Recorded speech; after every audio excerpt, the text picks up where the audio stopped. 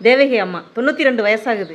45 வருடங்களாக தன்னோட 5 ஏக்கர் தரிசு நிலத்தில் 3000க்கும் அதிகமான மர வகைகளை நட்டு இவங்க ஒரு காடு ஒன்று உருவாக்கியிருக்காங்க. அதாவது மனுஷங்களோட பேசுகிறத விட மரங்கள் இந்த இயற்கையோடு பேசிக்கிட்டே இருந்திருக்காங்க.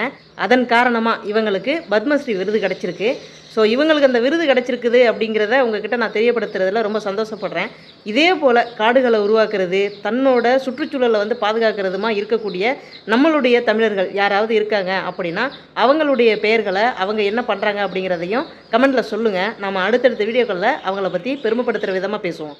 கேரளம் கொல்லம் பகுதியை சேர்ந்த 92 வயசான தேவகி அம்மாவுக்கு பத்மஸ்ரீ விருது கிடைக்கிறது அப்படிங்கிறது ஆச்சரியப்படுறதுக்கெல்லாம் ஒன்றும் இல்லைங்க. அவங்களுக்கு இதை விட உயரிய விருது கொடுத்தாலும் அதுக்காகவும் நம்ம ஆச்சரியப்பட வேண்டியதில்லை. இதை ஏன் நான் சொல்கிறேன் அப்படின்னா, இவங்க தான் உண்மையான மனிதியாக இந்த பிறந்த பூமிக்கு நன்மையை செஞ்சுட்டு போகணும் அப்படிங்கிற அந்த ஒரு முயற்சியில் 45 வருடங்களாக செஞ்சுக்கிட்டே இருந்திருக்காங்க.